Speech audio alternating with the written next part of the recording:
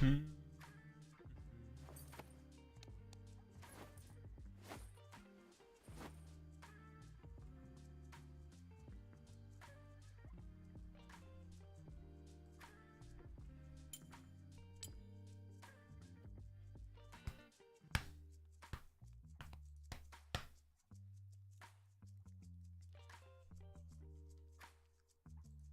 wouldn't believe it. It works. We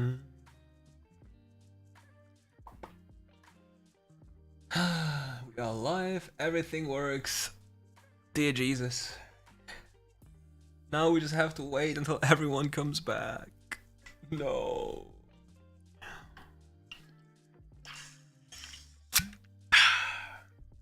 Lovely.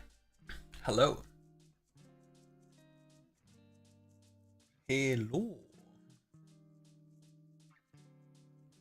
Yeah, it's working, and it's the most stupid thing why it didn't work ever.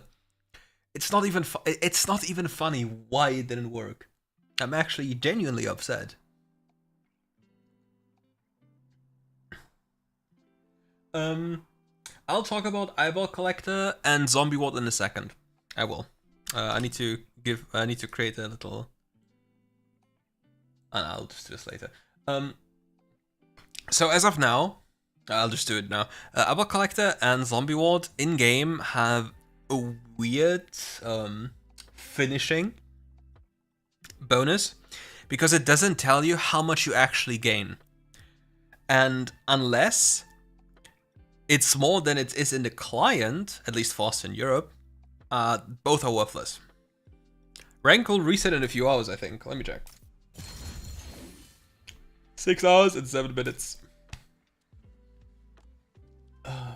We are back. Can you test the new support item restrictions? What do you mean by restrictions? They're just better. They're just broken. They're just unbalanced. I can give you a quick rundown on how to use them though.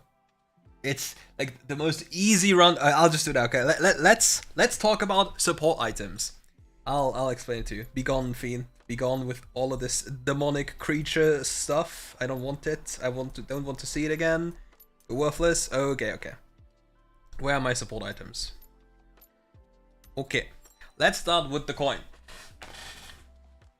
Okay, how does the coin work? You have the coin in your inventory, and your job is done.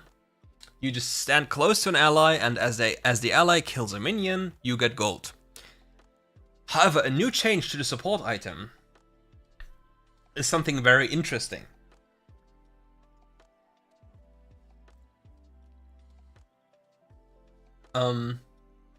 Your share of the bounty from the minion kill will be entirely given to allies, which I assume now will allow you to last hit for your AD carry who can't last hit, and therefore grant him more gold if the CS would have been missed. Great thing, and AD carries will not be angry anymore.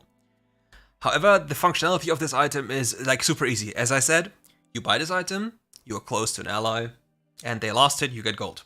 That's it. Then after you've fulfilled the first criteria, you just want to scale. Time passes, and you get stronger, as you see. Every 60 seconds, you get 74 gold, and a stack of Soul Force up to 10, which is basically like Rod of Ages. Now, we move over to the other items. We have Sickle. Remember in the distant past, where Relic Shield was the only support item that healed you? That is not true anymore. With Sickle is now actually incentivizing trading. The only issue with Sickle as of right now is that if you initiate trading with enemies, you obviously just hit them, right? And therefore the healing effect as you hit them, I wish it would just not go away every single time. Please stay. If you hit them, you gain health back. The lower you are, the more you gain back. Now, let's pretend you're a Senna or anything that trades like proactively. You would only gain 20 health or lower health back because you're trading from high HP levels. So you barely gain any regen back. On the other hand, you gain even more adaptive stats simply to Sickle being Sickle, and you gaining Soul Force, which grants you more HP, AD, or AP. So with this item alone, you would have 34 AD, up to 34 AD, and up to 68 AP. And 250 bonus health. That is quite a lot. Oh, of course, unless I'm misunderstanding how the stacking thing works in terms of health, I assume you gain health and AD or AP. Now we go to the Relic Shield. Relic Shield is entirely up to you when you want to farm minions. You can choose when to consume the stack and therefore can leverage the highest value of the support item, which means up to 80 healing. So let's say you trade actively level 1, level 2, but don't use a singular stack. Now you keep those stacks for the third wave, the cannon wave. Then you're able to leverage the most benefit from this item and heal the most. Plus you're able to instantly kill the cannon because you can just execute it on 65%. That's basically the run for support items.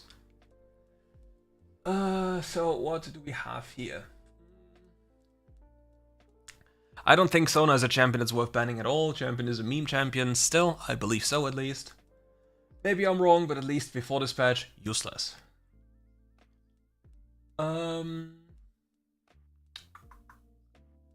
Now we want to go over to Mr. Kayn.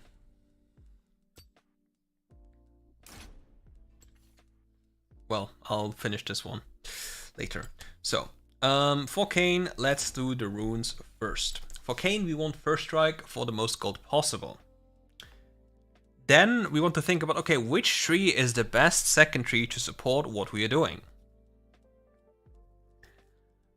Just looking through these here, there's two approaches we can go for. The first would be a complete map-oriented build. Like map-oriented build in the sense that you can shop over the map and just get anything you want. For example, I call this the American being in debt student, because you'll buy things from over the map with gold you don't have and you'll go into debt. So you have this lovely thing which is called item crafting, and every 30 minutes you can buy an item on the map wherever you are. Combining it with this, you can buy items on credit.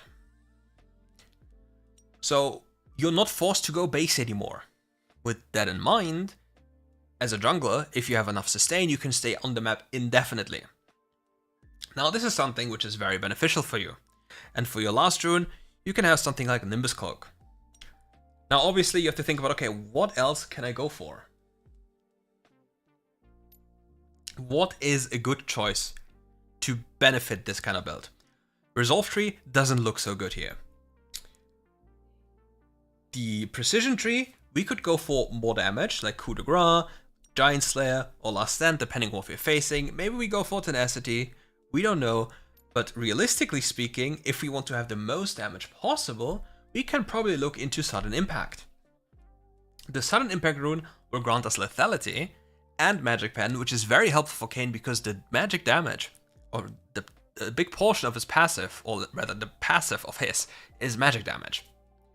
And with the Magic Pen, plus the Physical Pen, plus the first item we go for, which is going to be Yomus, we'll have a lot of pen, a lot of bonus damage we will take over the map early on. If this build is not the build you want to go for because you don't feel secure enough with shopping or knowing what to do with your items when you can buy on the map, you can default to another one. For example, this one here. I think this is fine. What else do we take here?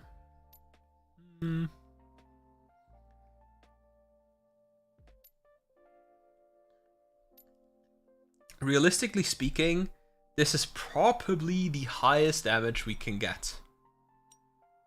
Because now, there's no downside of having like Gathering Storm anymore. Like, you don't lose anything. It's just extra, like free stuff. So for this version, you'd have Sudden Impact for the pen I previously mentioned. You'd have a percentage modifier on Mark of the Week. You would have Eyeball Collector, which you see here, which is kind of weird, against a bonus of 0.5 or 1 AP upon reaching 10 stacks. Sounds useless because you gain 1 stack worth of stacks upon hitting 10. In the patch notes, it said you would gain the full value of these stacks, like 20 bonus or 10 bonus, like 10 bonus AD or 20 bonus AP. If the bonus, as you see here on the screen, is the true bonus, then both Eyeball Collection and Zombie Ward offer very poor benefits, and unless you take Domination as your first rune page, you will never touch them. As a jungler, however, it's very powerful to have Zombie Ward, because it's just 5 stacks, and people will always litter the map with wards, because, well, you know WildRift players. And then you get them, like, you get everything for free. So this year, unless you are very confident in the way of how you use gold, will be probably your go-to Kayn build, which is high scaling, high AD, and high payoff. It's very likely to be a typo, but I don't know yet. But this is probably going to be a very decent Kayn build next to the other one. Now we'll complete this with items. So we'll have Manamune as your second item. We will have... where's this lovely thing? We'll have this here. We probably have to go for boots second here because they're too good depending on what we choose. Let's just quickly go through them. Attack damage, armor pen. See, steel. They are so broken. These boots are so busted, it's not even funny. So most likely, as we are stacking armor pen,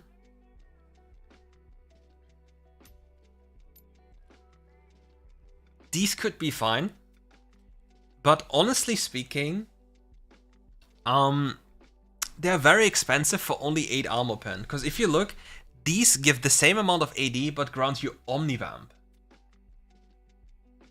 I haven't talked about Kha'Zix or Volibear yet. I'm just going slow for every champion and provide like a build and etc. So, from my perspective, the Omnivamp you gain is just better in this instance. Like, you'll either have Omnivamp or defensive boots depending on what you need. Maybe you can even make an argument of going for CDR boots, but you already have CDR on this item. Like, you have 15 haste here, and you'll have 20 haste here. So you don't really need it, right?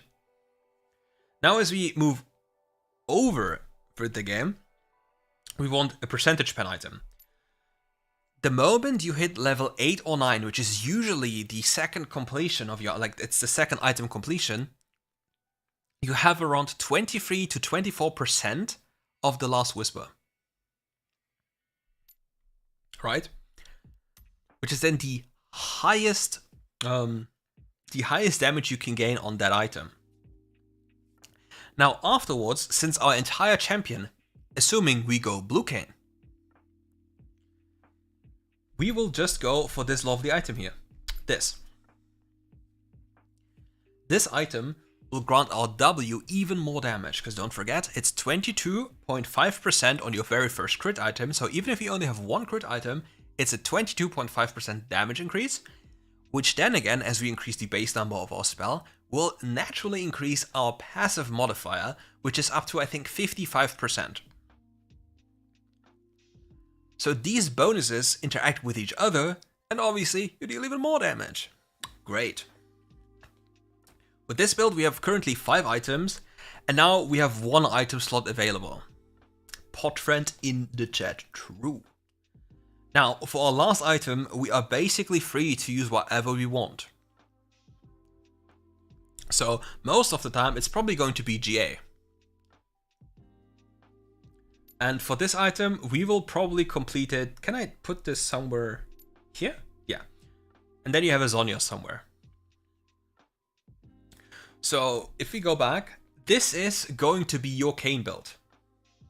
It doesn't show the bootstone in the way I want them to, but yeah, this is going to be the Kayn build. For probably the highest amount of AD you can get while getting a lot of gold. Okay, we got Kayn. Now put into the chat the next champion you want while I'll connect and reconnect my Elgato so it doesn't lag.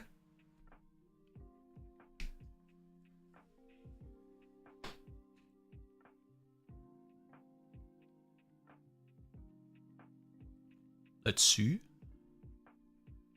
Elgato doing Elgato things. Deactivate, activate. You know how it goes. Just drop the champion you want to see next in the chat. Evelynn?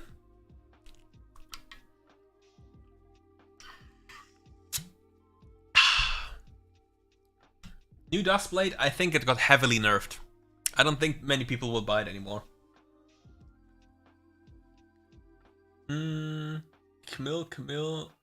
So many people want Camille. Jayce, Camille, Jayce, Eve, Evelynn. Okay. Let's start with Evelynn. I already got a very powerful idea for Evelynn. So first we'll start with First Strike. Obviously, there's nothing else you kind of want to on this champion. I think precision runes are a bait for Evelynn. You don't need them. Because realistically speaking, if you put them below the threshold, you'll kill them with ult most of the time anyway. So by the time this rune gets like value, it's already over. So rather, I would either look into domination or into this here again. Hello back. So again, I believe for Evelynn, to make sure that you stay on the map the most time possible, you will have something like this again. And for the domination tree, it's like this. It's very similar to the Kayn build. But again, we have another version of this, which you can just take a look into. We have this with the W synergy, and then we have this again. It's literally the same, right? And then, obviously, to gain more power, we would go for this again. Now we talk about the reasons why we have this. So it's very obvious why we have Mark of the Week, it's obvious why we have Zombie Ward, it's kind of obvious why we have Gathering Storm. And now we talk about why we have Sudden Impact.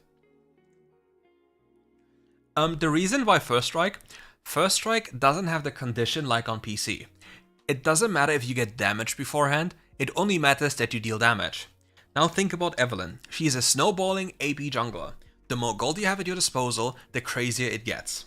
Now, as you gain more gold, you'll have access to more items, and then you'll deal more damage, get more gold, etc, etc, you full build faster. And if you have seen anything scarier than a late game Evelynn, tell me about it. Crazy. Crazy champion, disturbing champion, I hate this champion. With a passion. Random does too. Now, Zombie Ward is just better than Eyeball, no? Yeah, it's 5 stacks, and it gives the same amount. Like, it should... Here it says this gives, like, 5 AD and 10 AP, and then again 0.5 and 1. And here this one says it just grants 10 AD and 20 AP. For no reason. Like, this must be a typo, I'll be very honest. I really hope it's a typo. But yeah, Zombie Ward, if this one is the version that is correct, is by far better. By far. And now we go for the items, which are very interesting. Okay. Now, you remember, we have Sudden Impact, right? And with Evelynn, we are a snowballing assassin jungler that has presence on the map. For our first item, we will now take this. We will just take Boots of Mana. And now after Boots of Mana, now comes the next trick. We will take this. Now, I'll tell you why this is the case and why we want to go for this. This here grants us 8 Magic Pen. 8. This one grants us 12 Magic Pen. Now this is 20 Magic Pen. Now we just take a look again, we just save this for a second, and now we go back to here. This one grants you 13 Magic Pen. Now, you have 33 Magic Pen, 33 by the way, on 1400 gold. 1400 gold plus 1000,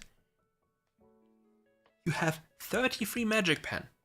33 on 2,400 gold. That is cheaper than anything else you can get. And now comes the real funny thing. No person has enough MR to survive you, because don't forget you have this second ability which also shreds MR. So anything you touch with your W just gets instantly killed. You just disappear. Now afterwards, to make this even more severe, you want the most AP possible, right? So you go for Rabadon's Death Cap. Since you have already 60 AP here, another 30 here, which is 90 AP, then you have AP from Zombie Ward, and you have AP from, what is it called? Gathering Storm. Which means you get ridiculous amounts of AP, which then makes Rabadon even stronger. Now after this, it gets a little bit tricky, yeah? Because what other items would you possibly want? You can make the argument that you go for Void Staff if the enemy gets MR, because then you literally just, you just snap it away, you don't care. Alternatively, which you will get later, will be Lich Bane as well. Then the enemy will really be crying. Other choices you can make for this champion is, for example, you can add in this item as well. Because all the other items from the AP tree don't really offer you too much, right? There's not much you gain from any other AP item apart from maybe Banshees if you really need it. But Riftmaker would grant you the ability to stay on the map indefinitely because you have Sustain. And later on, you would upgrade this Prophet's Pendant with, for example, Infinity Orb.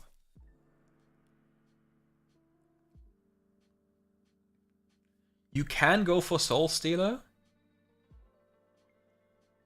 but you don't really need it. You don't really have, cooldown issues.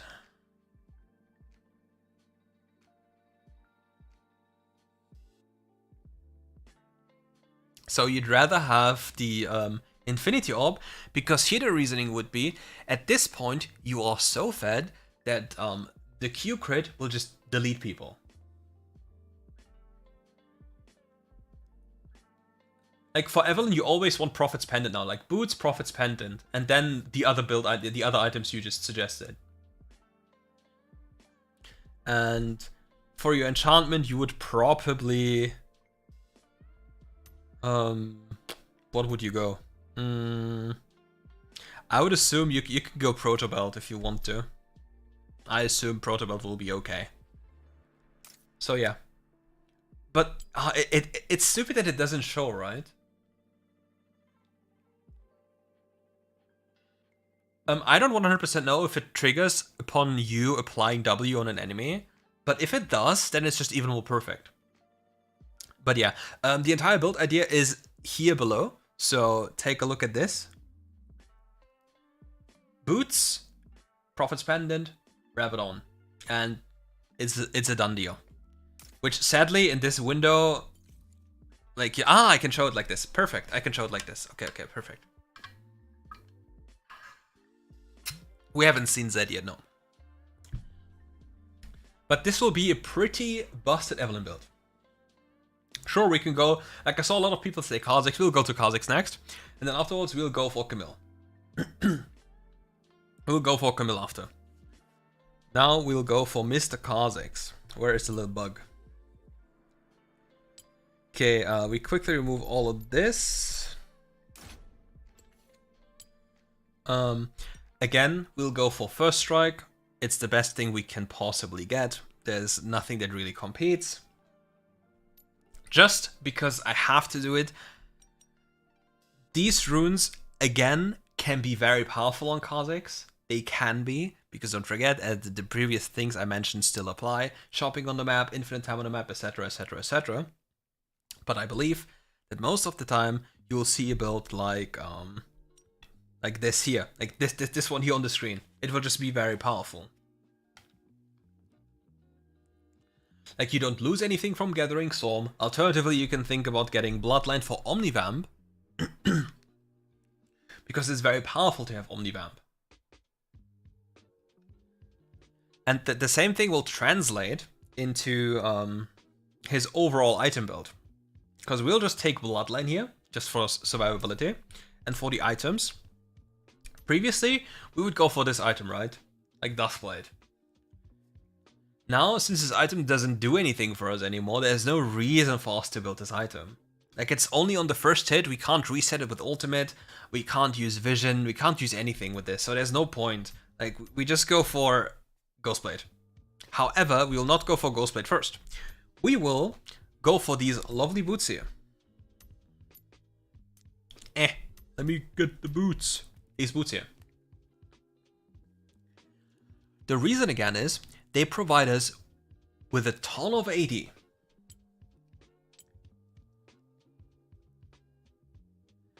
And with this in mind and the Bloodline rune, we have so much more sustain, which lets us play fights and the map entirely different. I think First Strike will be better, yes. Just for money printing purposes. Because it doesn't have a condition, that's the point. After we have this, we'll go for this to have even more movement speed. And just overall power. Now, don't forget, since boots are a very powerful item now, it shifts our second item spike a little bit to the higher levels, like probably 9, 10, probably. So now, going for a percentage pen item, for example, anti-healing, is good and even realistic. Don't forget, even on level 8 and 9, it was 23 to 24%. Now it's even more. We have 15 armor pen from Ghostblade. We have up to 13, or we have 13 from Sudden Impact, which is 28. 28 flat armor pen. Then we combine this percentage pen, and we deal a magic ton of damage. So, with this done, we have to think about, okay, what can we do to not be a squishy demon? Alternatively, obviously, you can go for Cleaver.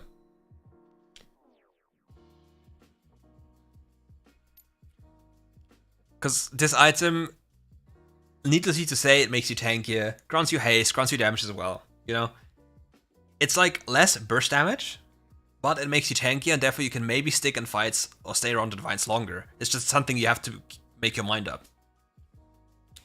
After this, we can debate on going for a Bruiser way, okay? So if you play Bruiser Kha'Zix, you will most likely want this here. As you have Black Cleaver, and you have Starex, you have 350 HP, 750 bonus HP. Keep that in mind. And then 75% of that one is turned into a shield when you get low. That is a lot of tankiness from just one item in this slot. Nothing else comes really close to this level of tankiness, yeah? And for your later items, you're really free. Like, honestly, you're free. Whatever you need could be the case. Like, for example, you can have this item. For example, you can have this item. Hell, you could even have a Divine Sundra, depending on what type of champions you're facing. For your last slot, you're completely free in terms of choices. Nothing really stops you from going any of these items. I, for my part, don't think you need Manamune on Kha'Zix. Yes, it grants you a lot of damage, but the issue is, you just become so squishy, right? And in WildRift, it's so easy to just get killed in the crossfire. I don't really think you need it, but if you want to play for fun, then sure, go for it. I mean, you can even, realistically speaking, for your last item, go Essence Reaver as well. All of this works. So we'll have like this item here for Kha'Zix.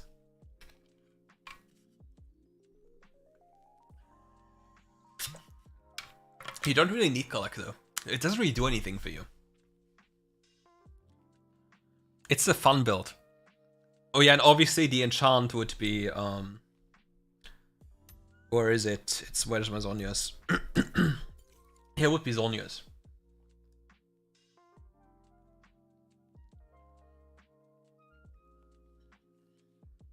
So again, we mark the enemy with a spell, so we have to change the sequencing of our spells.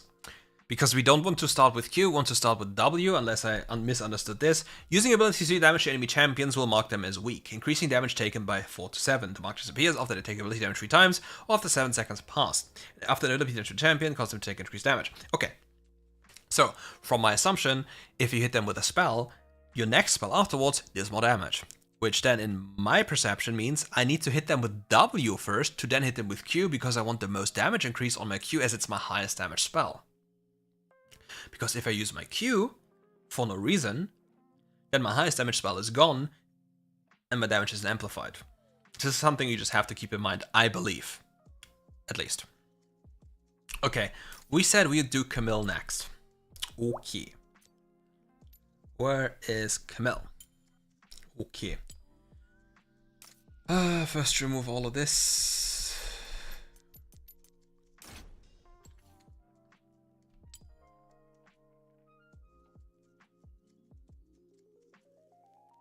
This video will stay, and Vindy will later chop this up, like all these talks, and make individual videos out of them, so people know what's going on. And then maybe there's like a gameplay behind it or something. I don't know. We'll see. I just did Kha'Zix. You can go back into the VOD and take a look at it. Okay, we have Camille. So the thing is, unless your champion needs grasp, you can go for this. You get free money. So unless your champion realistically needs either fleet or grasp, you can go for this.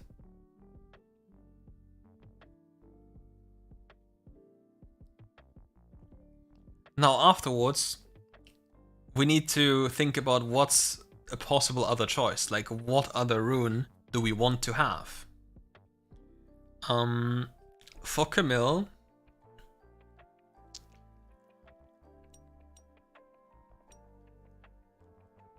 top laner zombie ward. I don't know. It's not gonna. Nah.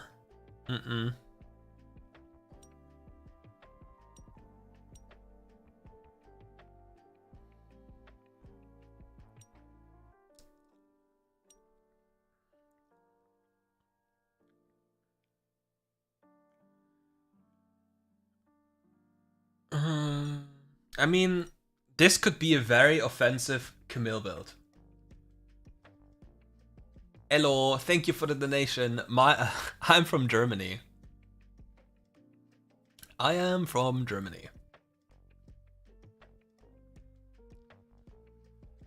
Shield bash could be a very good thing, yes. I can see this one being a very aggressive laning setup, but with a lot of downsides, right? Alternatively, if you go for precision as your main tree, you can have Last Stand here and you can have this. And then you'd have this. This here would be very consistent. And for top lane, Last Stand, yes, I can speak German. Einen wunderschönen guten Tag. And for precision and for top lane in general, you want Last Stand. Realistically speaking, as you're trading top lane, you get an earlier benefit of having Last Stand than coup de grace. Because 40% compared to 60%. Now the thing is, this also exists. So you'll probably alternate between these two all the time. And with Camille's shield mechanic, you can go for this to just have a free extra clap on the face. Live from a cave. Me speaking in German is an English accent, I guess. Flip it.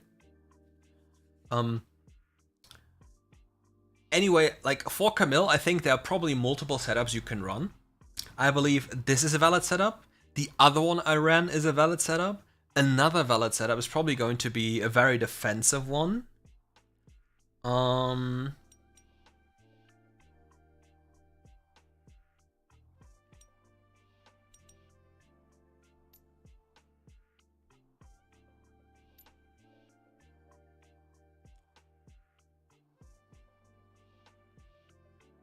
Like, if you're in the worst lane possible, like, yes, you saw my face. It's in the VOD somewhere. If you, and with this build, like honestly, with this build, it's impossible for you to die. Like with any of these. However, the only issue is you're a top laner. You really want demolish, right? You really want demolish. Whatever you do, you want to demolish. So what do we do about this one? So do we go back and think like, okay, what can we do about this? Do we just go for the item crafting, so you can craft on the map for fun, so you can go for something like this, and then we think about, okay, what do we go for this, like to have like brutal on our auto attack Q, like these kind of things. This is also a potentially valid item build, because don't forget, top laners suffer so much from not being able to shop on the map and being forced to reset, etc, etc. So I think for Camille we have a plenty of builds available that are pretty decent. And hello, Stephanie. Why can't we see your face? Because I don't have my camera attached. Yes, I'm AI. Hello. That's why I exactly know that. Well, nothing, I guess. So I think all of these things could be a valid Camille build. And now we just move over to items. Okay. For top lane, I don't know if top laners will go for boots first or something else. Because again, there might be a world in which a top laner will just go for gluttonous greaves to put emphasis on trading. Don't forget, you have like, if you want to, you can have bloodline and you can have gluttonous greaves. That's I think 14 or 15% of Omnivamp. That's a lot.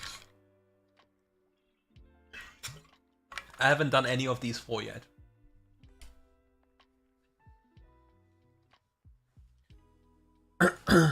Damn. I speak like a robot sometimes. Feels bad, man. It is what it is. Anyway, back to business.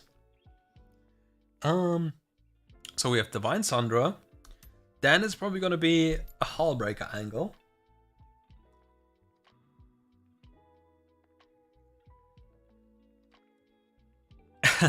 I wish there was a new meta where Camille doesn't buy items.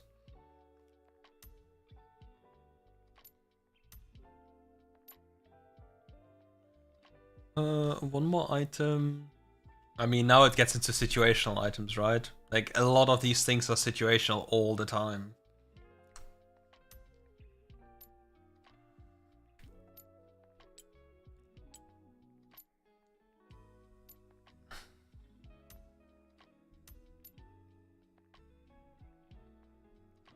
Like, is there anything else that's situational that I was not thinking on? I mean, even realistically speaking, in solo queue, often you'll just have Trinity Force, right? Best build for Soraka, I think we'll just do Soraka afterwards. I didn't do support yet, so I just talked about support items briefly. Alternatively, you can obviously, you know, go Trinity Force in solo queue. But consistency-wise, and it's just easier to play, it's just Divine Sandra. I mean, you can also put Amaranth Twin God there somewhere. So yeah, then it's probably like, it could be a build like, for example, like this. Again, I'll quickly rotate through these here, so I have a screen for all of them. What did I say? Shield bash, this. Perfect, it pre-saves them.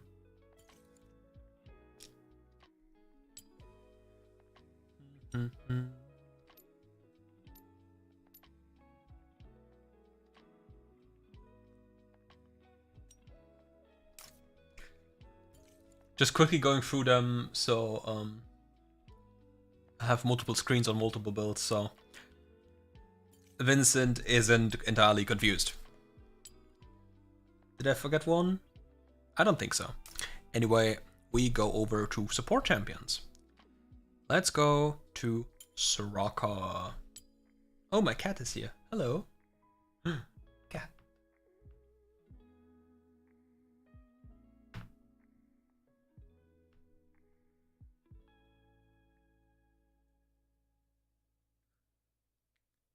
I mean, it's just different builds for Camille that serve different purposes, right?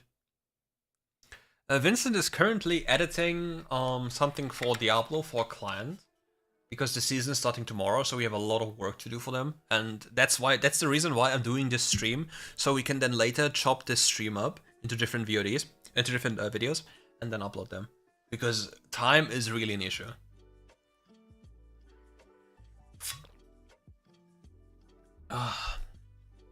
Okay, it's Soraka time. Soraka.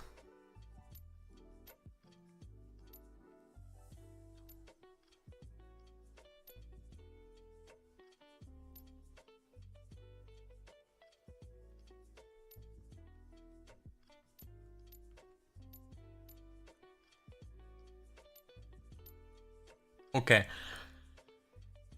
This is very likely going to be one Soraka build. And my cat just jumped. This is going to be one Soraka build. We have Airy. Typical support thing. We have now Font of Life available without being a keystone.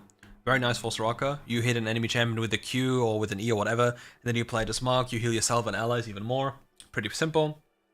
For laning, you have Bone Plating to be even more toxic during the laning phase, to enforce traits onto the enemy so they can't do anything, and then later on you have Revitalize. Now think about your ultimate ability. You have a 5% amplification with this, and if the target is lower than 40%, it's amplified by another 10%, that's 15%.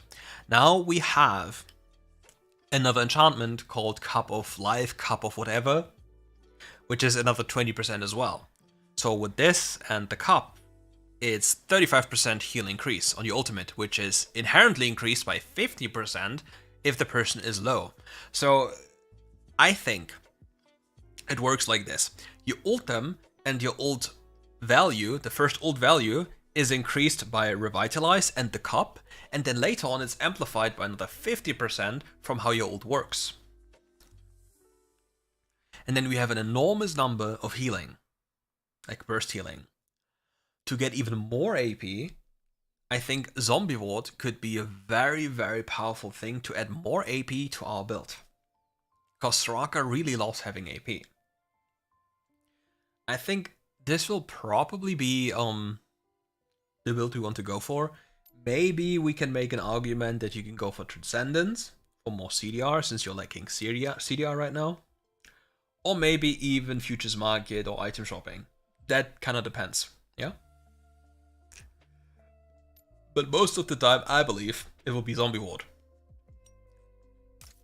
Now with this out of the way, we'll go for items. Yet again, quick introduction on how support items work.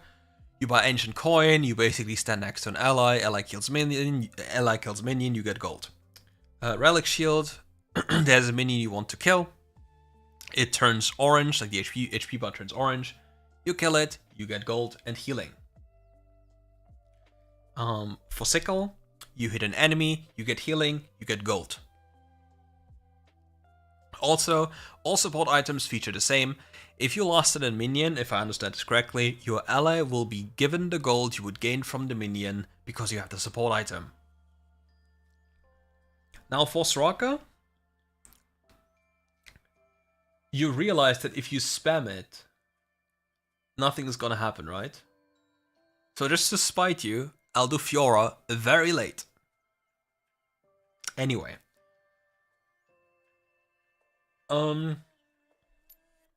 So for example, we can have Relic Shield. Relic Shield offers the highest value of HP on the get-go. It's 125, and if you upgrade it, like over time, it will be 175. Now with it stacking over time, if I understand this correctly, again, you'll have 250 extra health. Which is 175 plus 250. Plus 40 bonus AP. Sickle, on the other hand, would grant you up to 68 AP. The issue though is, does it make up for the lack of HP? Because look, it apparently doesn't have HP apart from the scaling one, unless I'm mistaken. Yeah? So we have this support item, and then we think about what do we want to have on Soraka. Many people will probably tell you they want Boots of Mana, but I don't think Boots of Mana are the play for Soraka. I really don't think so. I still think you want to go for the following item on Soraka. I still think Rod of Ages will probably be your go-to item, simply for the fact that you stack up so much AP from other sources. Your support item now grants you AP, this grants you AP, and Zombie Ward grants you AP. So you have a huge amount of AP already in your build. Plus HP, so you become really tanky, so you can frontline for your teammates. Especially if you don't use HP anymore to heal people. Now with this in mind, we'll buy these boots, because these boots grant health as well, and grant us ability haste. Because this build as of now is really starved on ability haste. You have, how much does these? You have 10 haste here, and you have 30 haste here, so you have 40 haste. That's good enough, right? Because the W changes are like 3 seconds down to 2 seconds. So this will already put the spell really low cooldown. Now, we have one problem with Soraka, and this is usually mana, okay? So, to make just sure we don't have this problem anymore, we go a tier. Yeah? We can just sit on the tier and it's completely okay. It doesn't really matter. Tier itself is also 10 ability haste. So we have 10, 30, 10. We have 50 haste.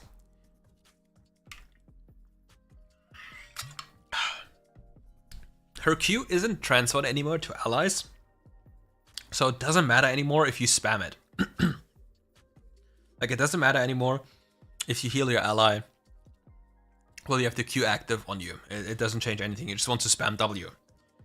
And to do that, obviously in the best way, you need mana. As we lost the condition on being able to spam, we can just go tier now. But we don't need anything anymore. We don't need to go for staff or anything. We can just spam W. Now with this in your inventory, and in your mind, keep in your mind that this item, once it's evolved, will grant you the highest AP possible in your entire build. Because don't forget how our build, right? We have this item which grants us mana, and then we have this item as well, which grants us also mana. So we have even more mana, which then turns into AP. And this item also grants us tankiness. Because don't forget, you only have value as long as you're alive. And with this, it's very difficult to die, right? It's very difficult, you have so much HP. And nowadays, if you hit your Q on Soraka, you'll get a cooldown refund on your Q. Now, you'll go for this. You will have a super high AP count. You have AP from this item. You have AP from Rod of Ages. You have HP from this and a lot of cooldown reduction. You have mana in combination with Rod of Ages. And then you have Rabadons. Now, after you've completed Rabadons, the game is realistically over, right?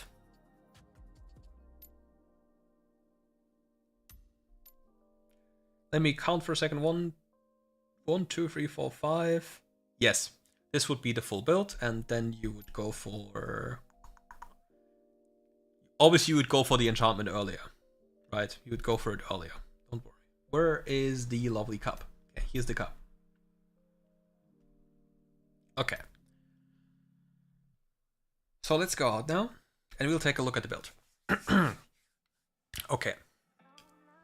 This item build will turn you into a tank. While you're being a tank, you have enough haste to spam your abilities. While the enemy is being preoccupied dealing with you, you have a super high AP count to heal your allies, heal yourself by hitting Qs, and just being an absolute tanky unit that the enemy team cannot just kill without investing heavy cooldowns. And even then, is it likely? Not really. So if you play this build, I don't think it's possible that you die. I'll be honest. I'll be very honest. Now, let me quickly check something.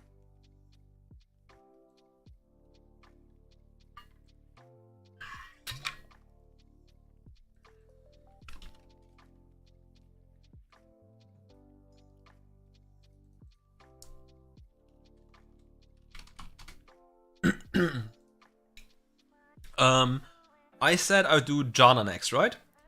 Okay, we go over to Janna. Where is Janna? Hello. Time to remove everything again. We start with the items. Why are they suggesting coin? Riot Games really wants me to int. Unbelievable. Anyway. Okay.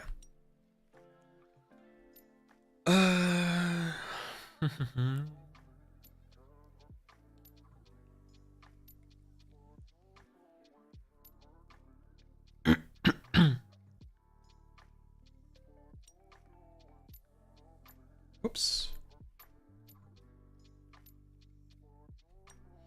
Again, I don't think the Janna rework is live yet. But yeah. Is there even a need to go cheap shot when Mark of the Week seems stronger? The difference between Mark of the Week and and cheap shot is the following. Like, for example, this seems like you hit an enemy, for example, with a Janna Q. Let's just go for a very abusive Janna build, okay? Let's go for a very abusive Janna build. What else can I go? What else is very annoying to deal with?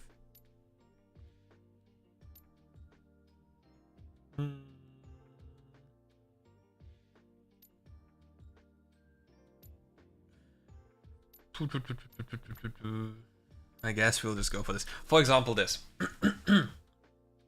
Take a look at this. When you're very toxic as a Janna, okay? You have this that deals damage. You have this which deals damage on your W. Then you have this which deals damage on your W. So you have 3 sources outside of your spell and auto attack that deals bonus damage. So this would be a possible way of playing Janna when you want to be hyper aggressive and toxic. But this is very coin flippy. I wouldn't recommend this. Yes, we can do Vex after. Relax, everything is fine. Realistically speaking, this here will most likely yield the best results. This rune, basically, if you hit somebody with a tornado, there'll be like icy rays, and like you have a lot of HP, and the enemy will be slowed, and they won't move. Plus, they will deal less damage. Now, thematically speaking, why would you pick Janna? You want to deny the enemy's engage. And with this, you'll create space for your team, on top of reducing the enemy's damage, which is very broken, right? No other rune can really compete with that idea. Font of Life, just extra healing during the laning phase. Bone Plating making you tankier during the laning phase. Revitalize making your ultimate and shield stronger.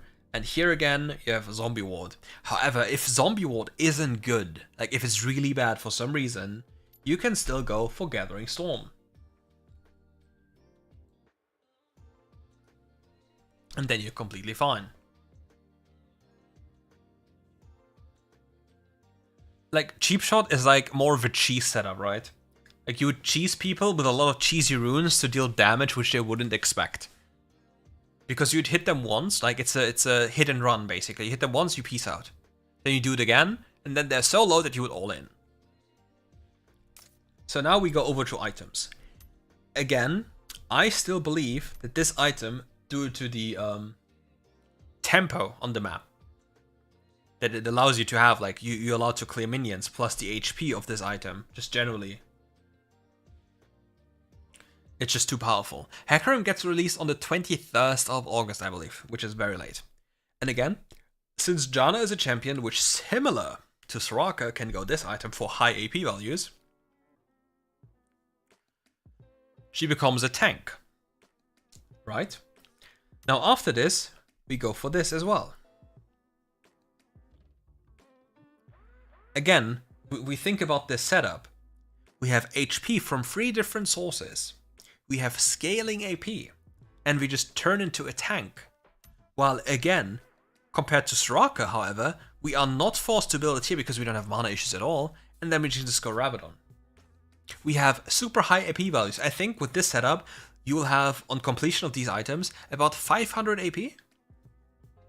And with 500 AP, you deal damage, you heal, and you're just a monster.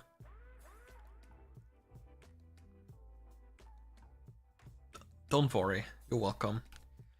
Now, after you've completed basically your core build here, it's kind of expensive if you look at your next item like the Rabadons, but up until the Rabadons, it's relatively cheap and provides you with crazy stats for solo queue. Like, this is something I would go basically every game. Now, afterwards, we can think about, okay, what do we want to do? What is a valid option here? Obviously, we don't have as much haste, so what can we do about having more haste? Which item grants us a lot of AP? This item, relatively cheap, grants us a lot of AP, everything. Take care on your work. Enjoy your evening. Or whatever time it is, because time's an issue, right? So now we have 5 items currently, so we need one more item. Which item from this selection could we select that would grant us the biggest benefit? Literally, it could be anything. Again, you can choose any item you see fit and put it on your last item slot. Nothing really is build enabling or breaking. Like, for example, you could even, I don't know, go this as well. Doesn't really matter. Or, for example, this. I'll do two. We have this. Okay. Honestly, no, we have so much AP. What about this one? I think that one is a little bit crazy, but I like it. I like doing stupid things. It's perfect. And for enchantment, we'll go for Cuss because Janna will eventually do AoE shielding. I'll do Vex after this one because I promised. So we basically have this setup here. Don't forget, Liandry's is just a placeholder item. You can have anything here. It doesn't matter. Literally anything. And if you want another build, you can, rather than this item, go for Imperial Mandate. However, if you go for Imperial Mandate, you can make the argument that you want this, and then you would swap this. I think. Then you'd probably do this, and you'd put this away. You would... What else would you do here? I wonder. Haste. Did you probably do this again? Because, well, honestly. And then you'd have something like this.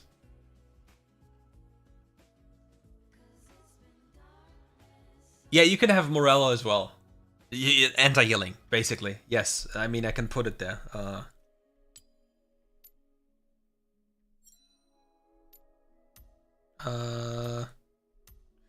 Morello, come home. Oh. Okay.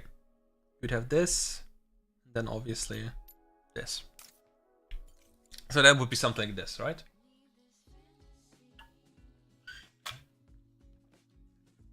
I think Janna will be allowed to move after the update, yes. Okay. Now...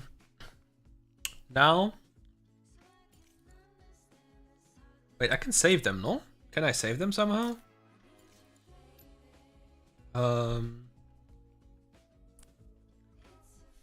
Mandate, Janna.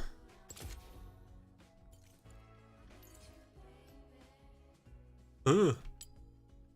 What is this? This is illegal.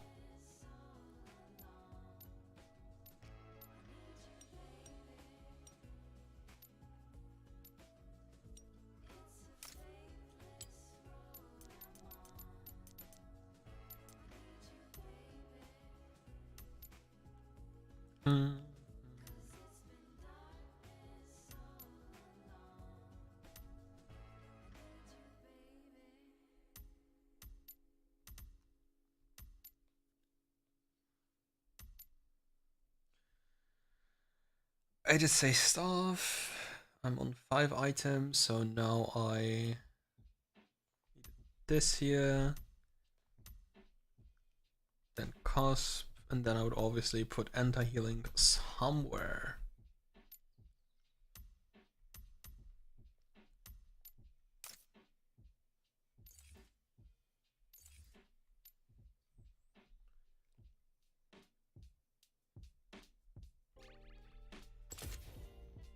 Now I said I would do Vex.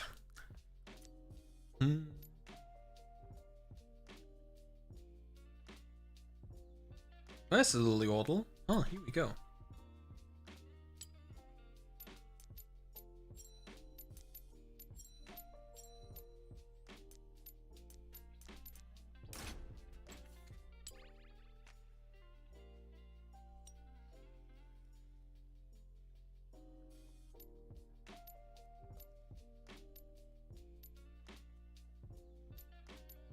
All kind of useless for her.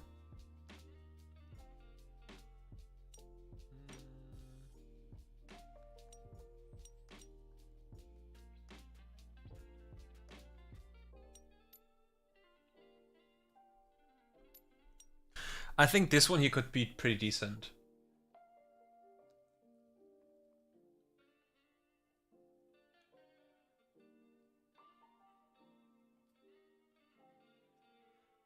This here will grant you a lot of laning presence, right? You have first strike damage, you have Scorch bonus damage, you have Cheap Shot because of your fear mechanics to deal more damage.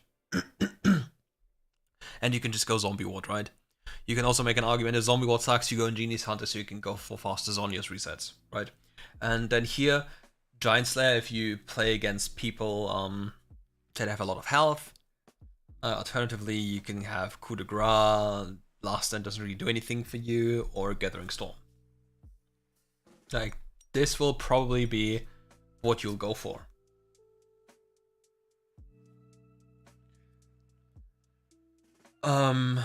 Alternatively, you can also go Sudden Impact. Because here's something that I need to tell you. Okay, let's just go with this build for now. Okay, we'll go with this for now. And now we'll do the same thing as we did before. Remember, where are my boots? Boots. Here, this, and then for this. Oops.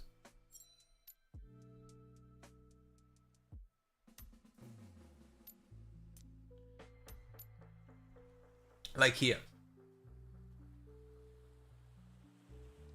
Why Cheap Shot?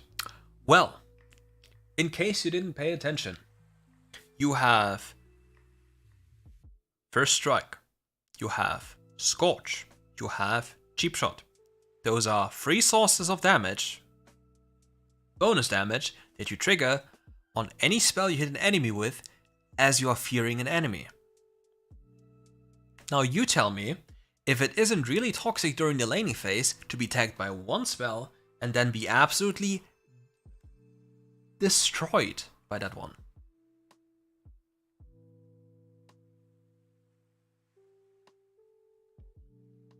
It's just something that you do in combination. Now back to this here. Okay.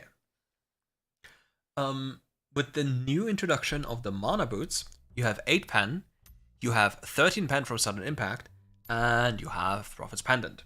As I said about Evelynn, you have this 8, you have this, which is 20, and then you have Sudden Impact, which is 33. You spent you spent 2,400 gold, yeah, 2,400 gold on 33 pen.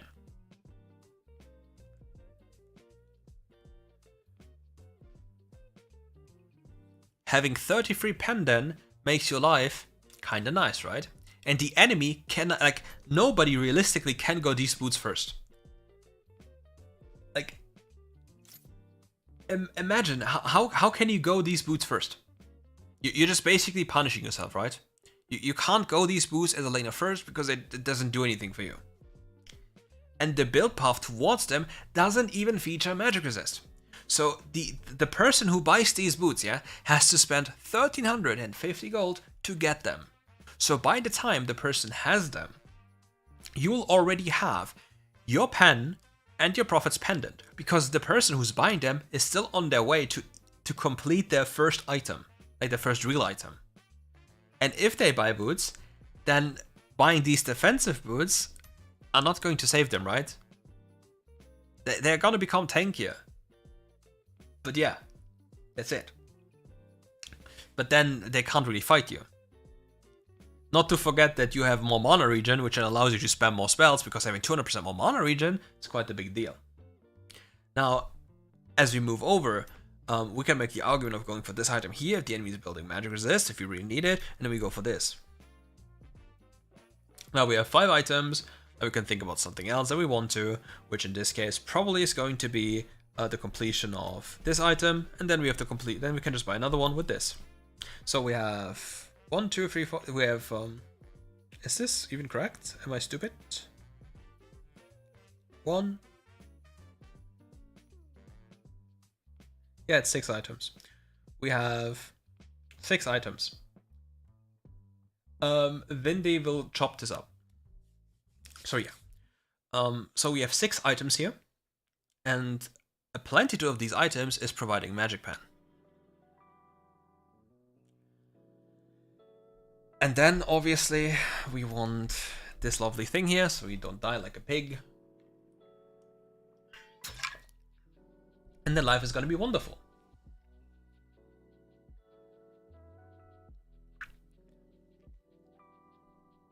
Again here, we have a lot of pen,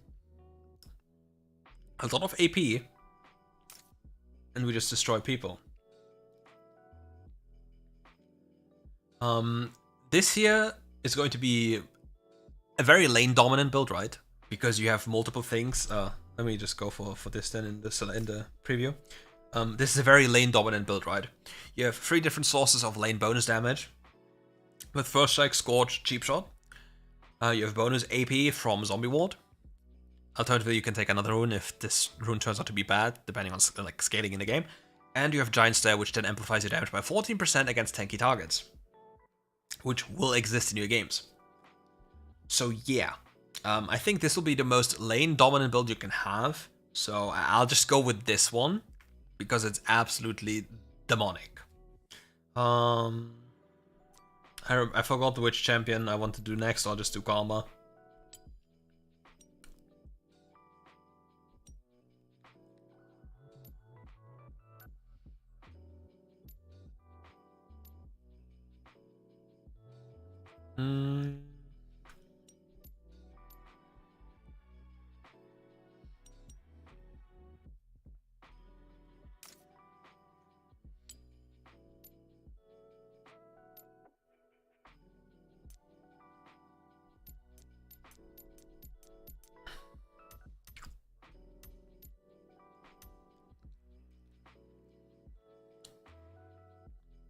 Where's my Ludin? Come on.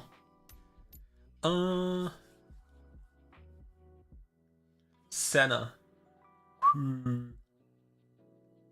Senna, Lux. I'll wait. I'll just make myself a list so I don't constantly forget. Okay. So let's do Lux. Then after Lux, we will do.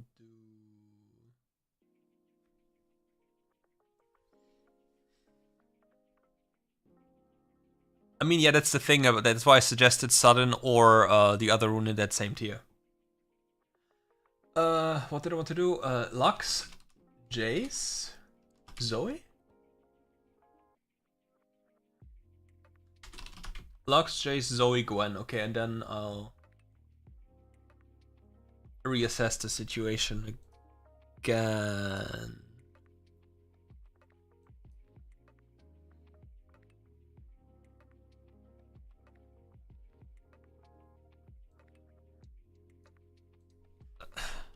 I have to respond to this. It's funny. Anyway, we go back at it. Okay, we are talking about Karma. We'll go for Relic Shield just for tankiness. Makes it easier to control the wave, etc, etc. And you'll not get any value from the sickle, simply because you'll hit enemies before you even take damage. Therefore, there's no real purpose for this item, and the AP differential is not really that high. It's 28 AP. It's not too much. For our first item, we want Boots of Mana. Boots of Mana grant us pen, they grant us ability power, and they grant us mana regen, which Karma doesn't struggle too much with because her spells cost no mana at all. But yeah. As for now, I don't think Electrocute will be better at any point anymore, unless they change First Strike. Okay, so we have Boots of Mana, and we have Luden's Echo. Now it depends. Now it's probably going to be this, then we will have this. Now we are on 5 items, and then it's going to be this. For our enchantment, what could possibly be our enchantment? Probably something like this. And alternatively, you have this new build. Okay. Let's run with the explanation. Okay. Karma is a champion that deals very much upfront damage, okay? You hit an enemy with a max range empowered Q, and they're exploding, right? Which means that your first strike will provide you with a lot of bonus gold. Now your full combo on Karma, which would be the empowered W, into your ult, into your empowered Q with a meteor on top, which will all happen within 3 seconds. This all happens within 3 seconds, because look, meteor is 2.5 seconds. So if you combo perfectly, all your damage of your entire combo is amplified by first strike, which is 9% bonus true damage, which then returns you gold.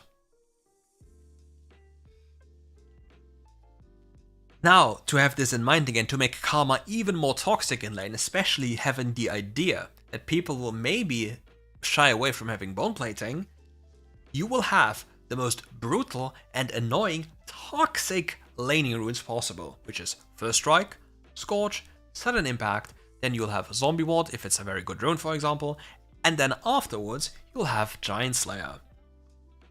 If the enemy team happens to not have any tanks for which it has value, then you can take Gathering Storm. If you don't believe that Gathering Storm will provide you with value, even though it's very strong on AP champions, you can also default to Coup de Grace. But it will be something between these 3 runes here.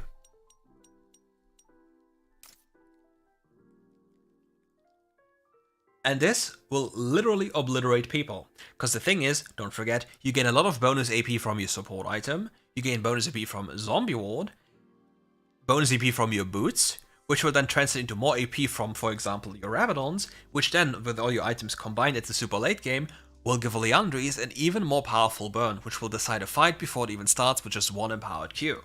Because the enemy will just literally burn alive.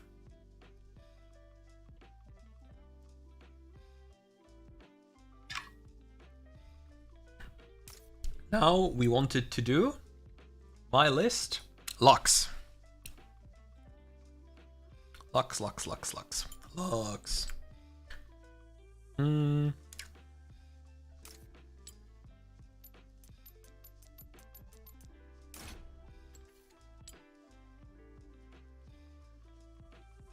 Okay, I don't believe Ahri is required on Lux. Lux doesn't really have a rune she wants to have. Lux can have Ahri, Lux can have Electrocute, Lux can have Phase Rush, Lux can realistically even have Glacial Augment, and Lux can have First Strike. With First Strike, you have a lot of bonus extra damage and make it even more demonic for other people to even play the game. You'll have an accelerated economy, which will then help you get more items faster, which will then result in more damage, more annoyingness, more shielding, etc, etc, etc. I mean, I have in my notes Lux, Jayce, Zoe, Gwen. So we'll get there. We will get there. For the other runes, I believe Lux will most likely...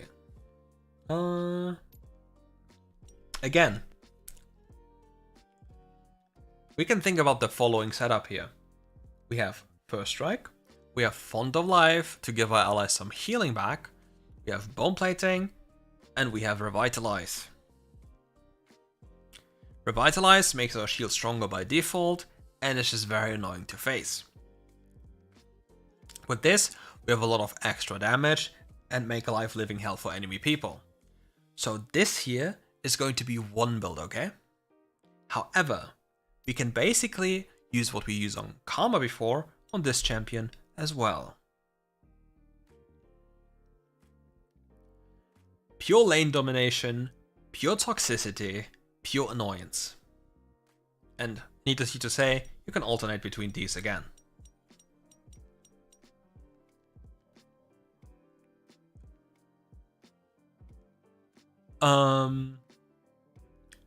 Now, This is going to be the let's just call this the AP poke locks, okay? AP poke bully locks. Because the same thing will apply to items. Because we'll literally do the same as we did on other champions beforehand. We'll go for boots of mana because of mana regen and bonus damage, into Luden's Echo, into then probably having this. I'm on 4 items. What am I missing? You can make the argument that an item such as which item could be very powerful? Do we want this item? Not really, do we? No.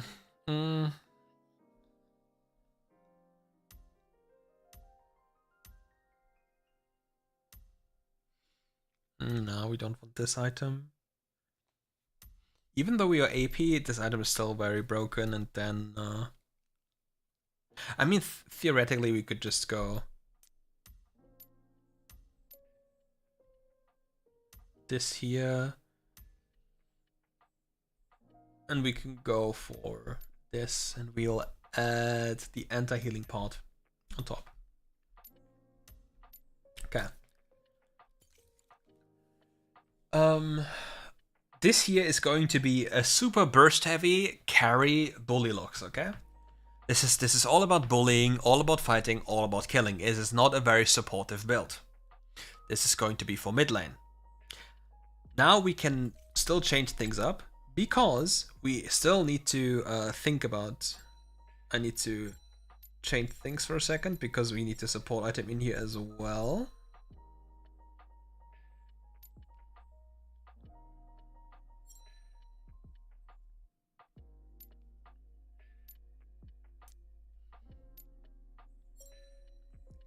What did I just do? Whatever, I just do it again. Okay. This was Lux mid, now we go for Lux support. Lux support wants this. Where are the boots? Boots. Give me Luden. Give me Rabadon. Give me Void. Give me one more item, which is most likely going to be here because we want mana and just ability haste, and then we go for this, then we add this and this. Okay, this is going to be a Lux support build. Yeah, quote unquote support. This is AP full support damage Lux. Now, with the recent surge in people playing tank Lux, I'll just create one tank build, which will just basically make everyone happy, right? So you have this, you have Font of Life, you have this, you have this. What other thing could we take that is very powerful for what we want to do? I think we'll probably go for this because we'll provide somebody. Or is it actually going to be good enough? I wonder. This only comes from me, right? Yes.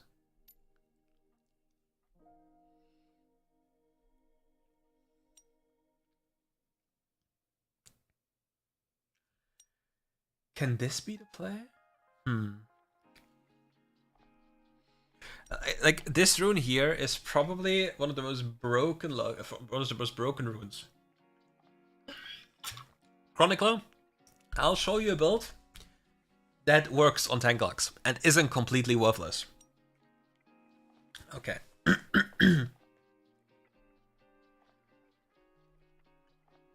I think we'll go for this. Oh wait, I have to. Oh no. I hate it. I hate it here. I need to change it beforehand. Pain. Pain, pain, pain, pain, pain.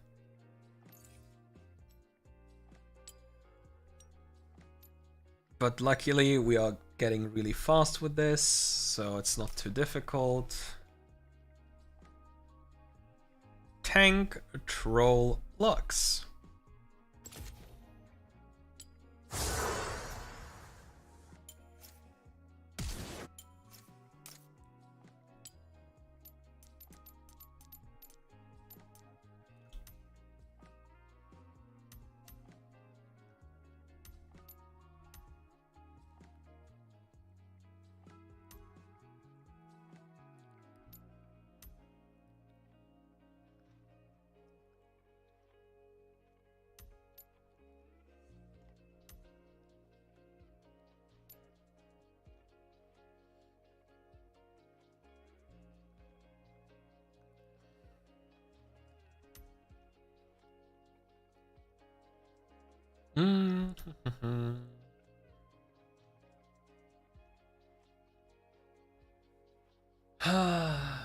Time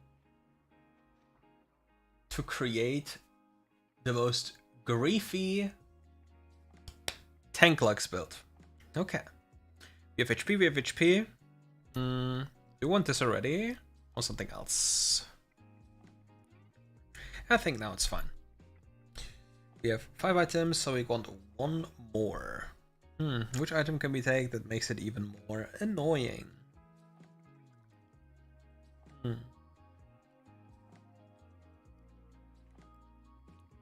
Oh yeah, this item. Okay. Now we add this. Then we obviously always have to add these to the mix. Okay. And this is going to be a tank Lux build. Crazy, right?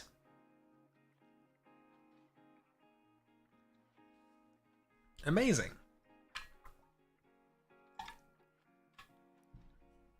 If you manage to die with this, I'm genuinely impressed. I mean, if the enemy, for example, only features physical damage, you obviously don't need Twin Guard, right? Then you can just go for Frozen Heart.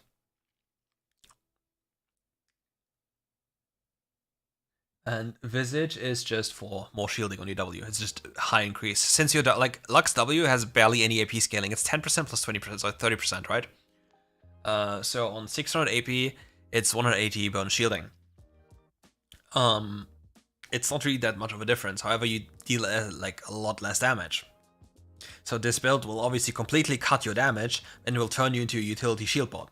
You have a lot of HP, which will make Font of Life even more powerful. You have Glacial Augment, which will make it even more powerful in terms of slow, and you'll reduce the enemy's damage by 15%. And since you don't have to fear death anymore with this build, you can just run into them. Tank Lux. Completely skillless, pointless, and yeah, I prefer the other Lux, but if you want to play tank Lux, go for it. Now it's time for Mr. Jayce. Where is Mr. Jayce?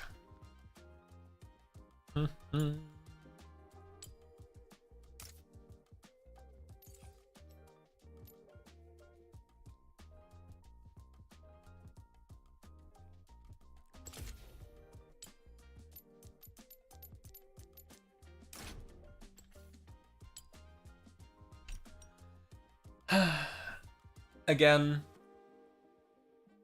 we'll go for first strike on this champion. Just the most consistent one we want, grants us the most damage, and it's just annoying overall. For Jayce, and the fact that Jayce is a champion that trades into melee champions quite often, you can take Brutal if you want to. The reasoning is, if you auto-attack and use your second ability as an auto-attack reset, you'll have 4 attacks super fast, like auto-attack, auto-attack, auto-attack, auto-attack. Then, these 4 auto-attacks will happen in such a fast sequence that the enemy will take so much extra damage from just Brutal alone. Now with this in mind, you can think about, okay, what rune do I want next? Is it Giant Slayer if the enemy has HP?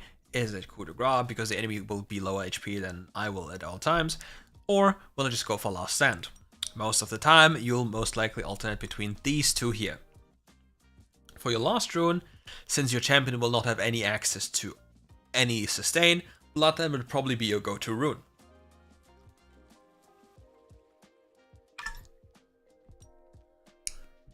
And here you go. This is a very toxic setup you can use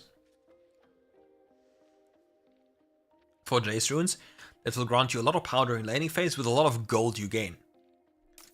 Now, we obviously want items, right?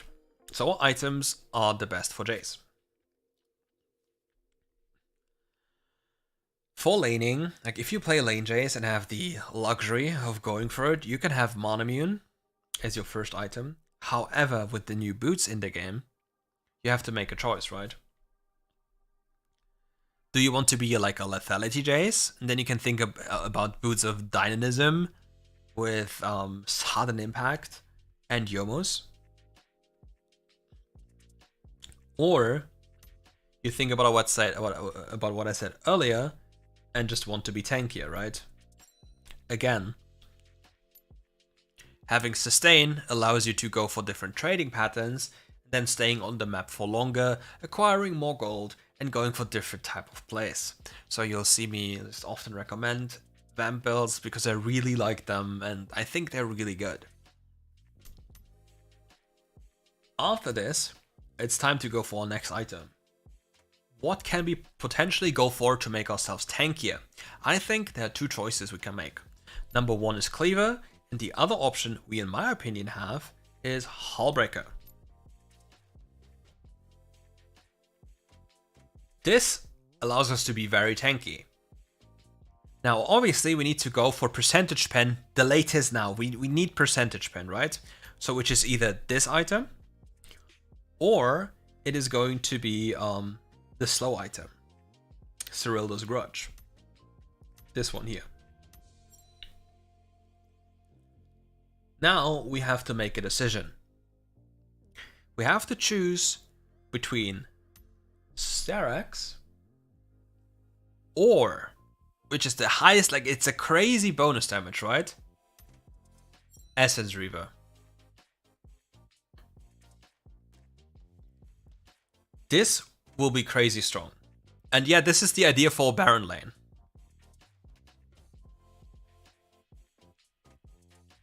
So let's quickly sum this up here and think about this for Baron lane. I'll go for jungle now, okay? Like this will be Baron lane. Now we'll go for jungle.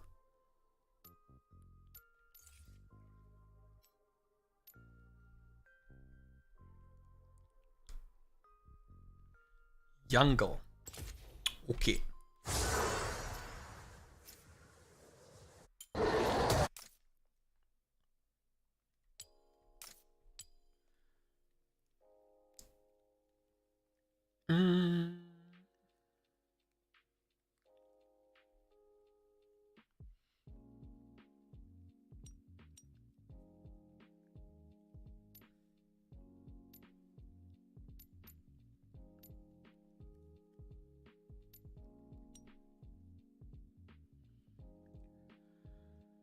So for jungle, we can think about this, okay? For jungle, since we'll go lethality, I'll just open up this one. Since for jungle, we'll most likely do something like this. We can think about going for this. We can think about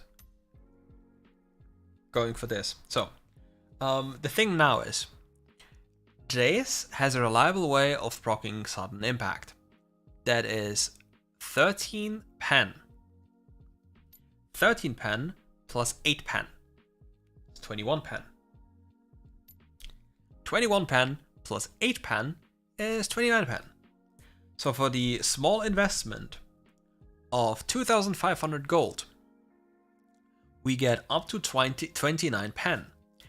Now, the secret, Jayce's auto attack, if he swaps back into his ranged form, also takes away enemy resistances.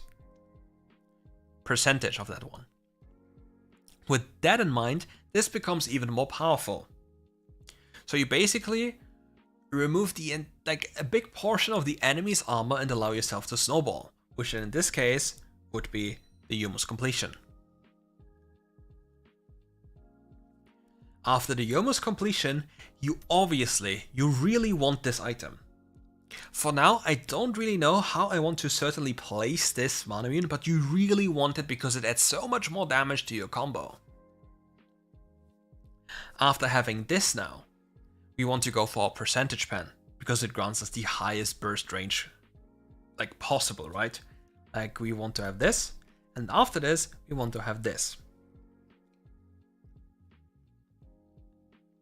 I think in most of the situations, upgraded boots will be the strongest possible power spike you have, since they provide you with so many different things, especially for the jungle role. As the jungle role traverses the map constantly, goes from camp to camp, and then for potential ganks, and then back to the jungle, etc., boots will provide a massive value in that one. Now we have 5 items here, and then since we are very squishy, it's most likely going to be this one here. And where is my Zhonya's? Okay. Here. This is a very toxic build. You are very squishy, but you deal a lot of damage. I personally think you might be able to swap around the Estus Reaver to a slot earlier if the enemy doesn't have too much armor. But if the bonus percentage pen plus your flat pen allows you to basically negate the biggest portion of the enemy armor, then this is probably going to be the best. Yeah? But yeah, this is one approach to it.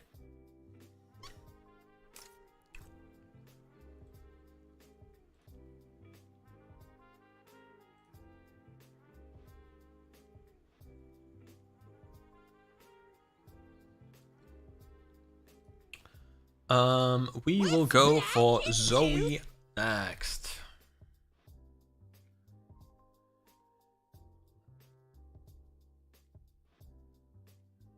No, I don't think defensive boots are worth it first ever.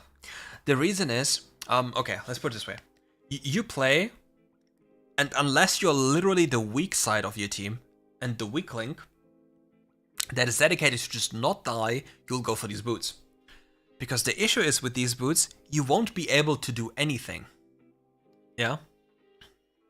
And if you can't do anything because the enemy will have a completed item, before, like for example, they can just choose not to engage into a fight as you go for your boots, then you have an earlier spike, and they just don't care because they'll have their full item 14, 15, 1600 gold earlier than you have, and then they'll fight you once they have this completion. And then what do you do? Not much, right? You'll just get beaten up. Zoe.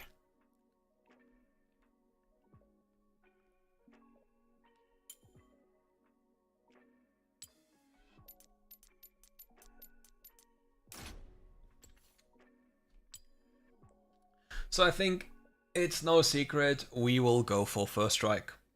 That one is quite obvious. Okay.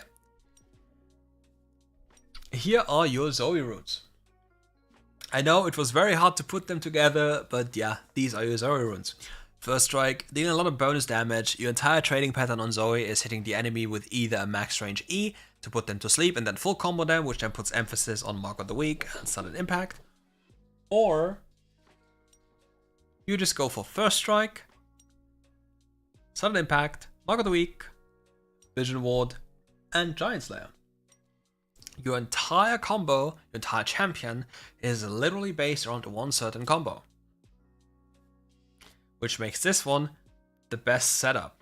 I can't think of anything else that will remotely come close to this, especially with the high numbers Zoe is pulling. Now, with this in mind, we'll go for items. Again, you already know what boots we go for. We go for the Magic Pen boots. They are by far the best, and nothing comes close on this champion, simply because of the Magic Pen and the reliable way of proccing sudden impact. With that in mind, you can already guess what we go for next. Prophet's Pendant. Yet again, 8 plus 12, 20 pen, plus 13 from sudden impact, 33 pen. plus all the damage modifiers we have, the enemy is just going to die, and we don't even need items for that one. That's 2,400 gold payment, and then it's gaming time. Afterwards, we go for Ludens, because Ludens is still a cringe item, offering you haste and more damage. Then it's time for Rabadons, then it's time for this, and then it's time for Horizon Focus, because in case you didn't know, Horizon Focus, if you sleep the enemy from max range, will proc on itself. Like, if you just sleep them, it will just proc completely by itself, dealing this amount of extra damage to the enemy, which again is magic damage, and as you have so much bonus damage, things will just go crazy. Wretch, I don't believe Ludens for your magic boots will be a play, but I think this is just better, because you have so much pen, right? And don't forget, people in this level segment, mid-lane champions, take for example, I don't know, other mages, assassins. They don't have enough magic resist. Do yourself a favor, jump into the game, and look how much magic resist a level 4, level 5, level 6 champion has. And now subtract 33 magic resist from that one. As you mouse over the damage mitigation the magic resist at this point in time is currently offering you. And then, boom, dead. And obviously, as you don't want to die, you'll go for this. And here you are. These are your Zoe items.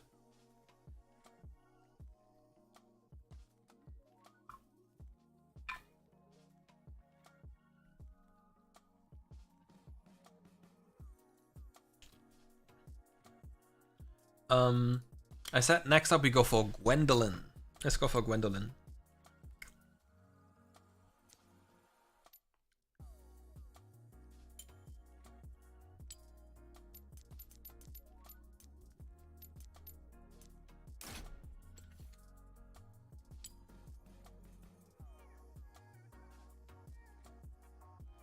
I'll give you one quick show of Kha'Zix. I think I don't know if I did 1 or 2 for Kha'Zix.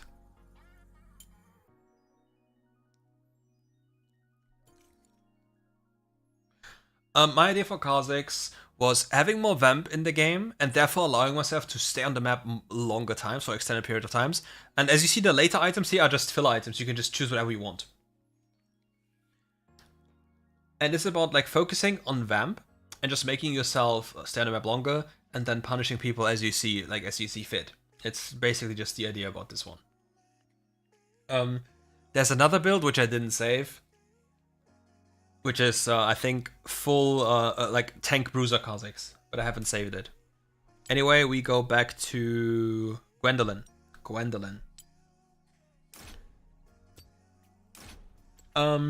Well, I believe as of right now, we'll go for first strike on Gwendolyn.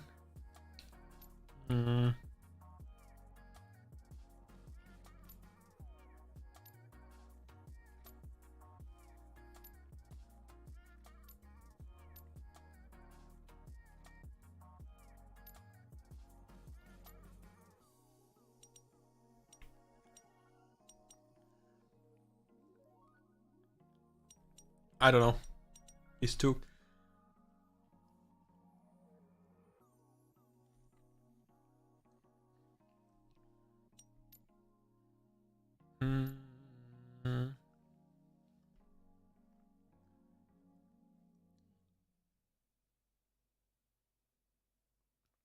Yeah, I can see that with Kha'Zix. It's just like having the consistent sustain is just so powerful. The thing is, as of right now, I believe First Strike is the best rune in the game because it doesn't have any condition. Like in League PC, you get hit, it goes on cooldown. Here, it's always up if the cooldown is available. And then you just, you just farm gold, deal extra damage. And getting more gold allows you to snowball harder and influence the map in a different way. Which then basically makes up for quote-unquote the loss of Conqueror.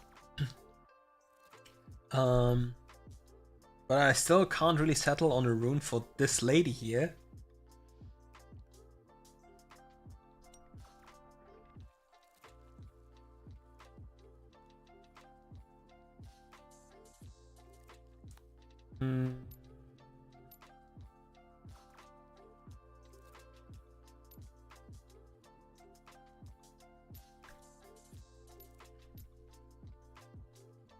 I think this here is fine. Well, the thing is, who is every streamer? Unless the streamer is called Vex, I don't really care about their opinion, you know? Because, you know, they're all like for fun gamers. Anyway, if you want to go for a lot of gold, like money printing on Gwen, for example, like this here, this could give you a lot of bonus damage. However, if you want to have like also the laning phase is a lot stronger because you have brutal, right? You have autotech E, autotech reset, which will then put even more emphasis on a like stronger laning phase, which will then also translate into an earlier Nashus, which will grant you more attack speed in combination with alacrity, to then even apply more brutal procs. And true random as well, but well, random streaming, copium. And otherwise, I believe this here is a valid setup, which you can potentially combine with what is a better scaling alternative here? I think it's just this is better then. And then you have this. Who would I follow other than you and Vex? It really depends on I would just say Elo, yeah? Yeah, that like for example, Steward will provide you with probably the easiest, most digestible early look into whatever it is, right? He'll provide you with a solid tree of champions, a decent build which you can use, right? But I'm not looking to have something decent or okay. I'm looking to have the strongest, most consistent, highest percentage win rate build possible on like every champion somewhere around in my mind, so I can give it to my team. And I think for scaling, this is pretty decent. So for the build, now I personally never follow any Chinese build because they're all griefing with the items because they make no sense. They could be so much stronger, but they choose not to. For Gwen, I'm kind of torn, you know. Gwen is a champion that scales heavily, right? So, does she really benefit from these boots? Does she really benefit from them? I don't think they I don't think these boots are relevant for Gwen. I really don't. I think steel caps will be far more relevant for her to get her through the laning phase, right? And if she gets through the laning phase in a better way, she'll have an easier time getting to the late game and then to like her real power spikes, which is around like 3 items, right? So with this in mind, you have on her you probably have a defensive boots choice, right? And with a defensive boots choice, you're probably able to go for different type of fights if you think about the other runes I presented you earlier. From here on out, we will basically go for the same items again, right? We have Nash's Tooth if we can, or this.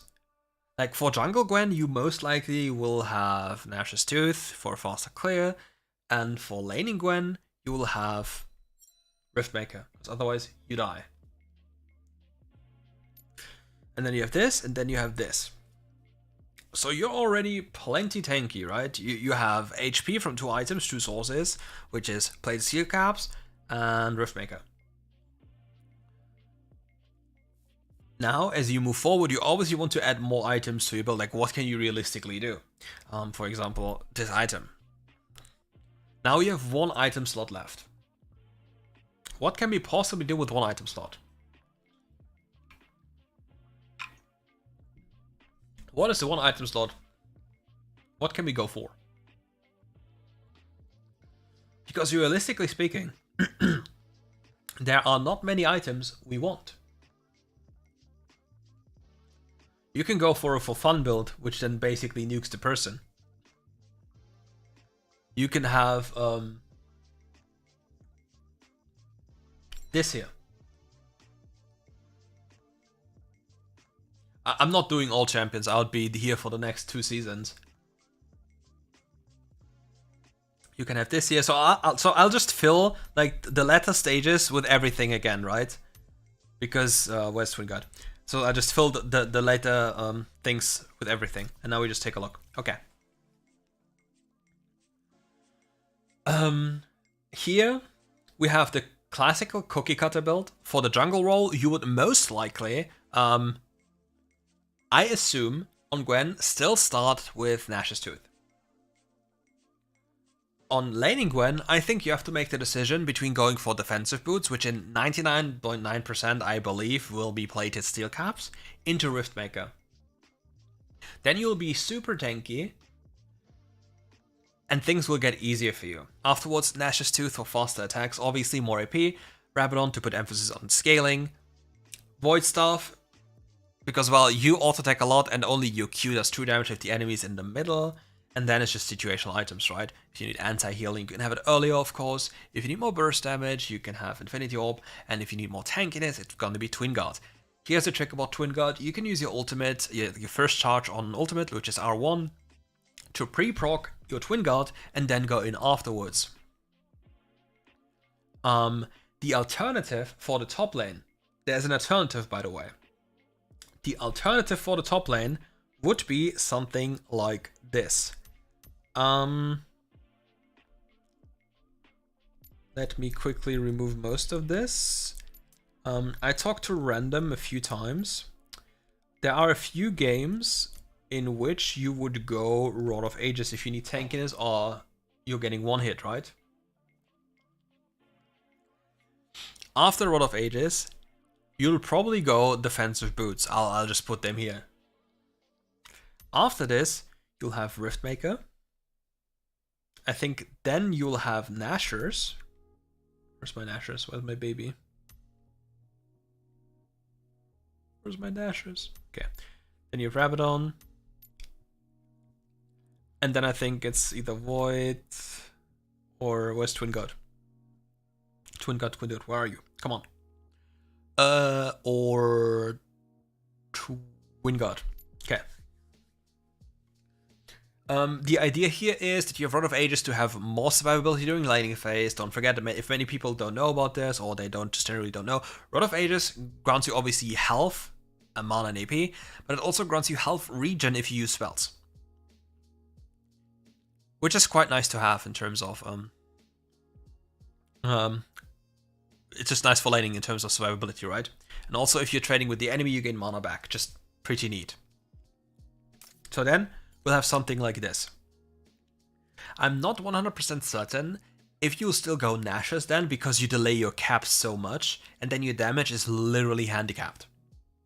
So I don't know about this one. I will not settle and be like, this is the build, but this is something you can do. I would rather go for the other one as a more cookie cutter build.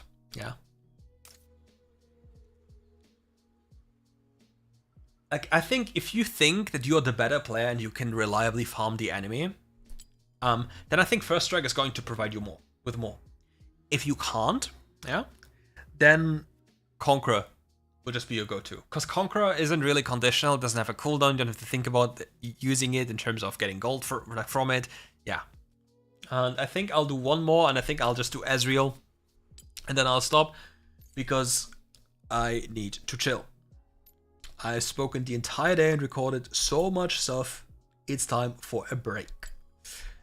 Ezreal time. Okay. No.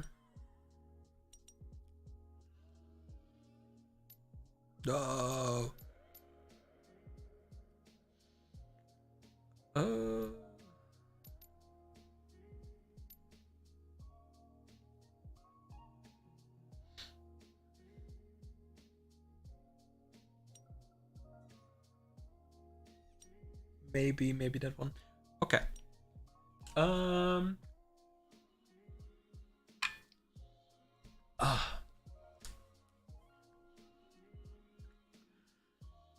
I don't even know if I want to play, honestly. I have done Jayce, yes, it's in the VOD. You can take a look at it if you just go back. Okay, Ezreal.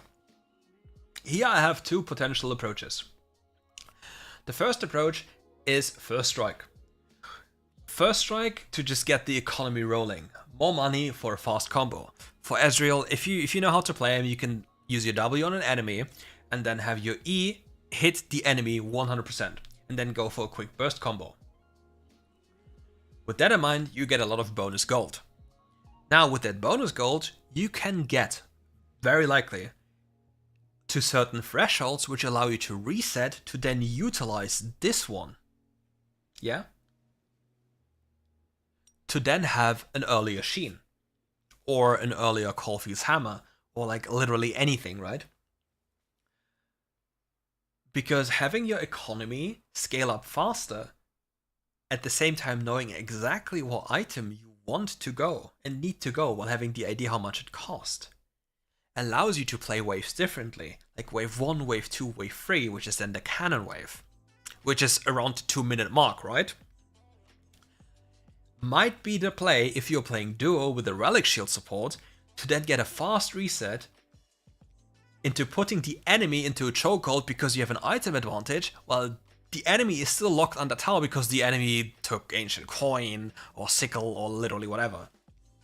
You just create yourself a window to scale faster, open up your support a window to roam, and are stronger instantly.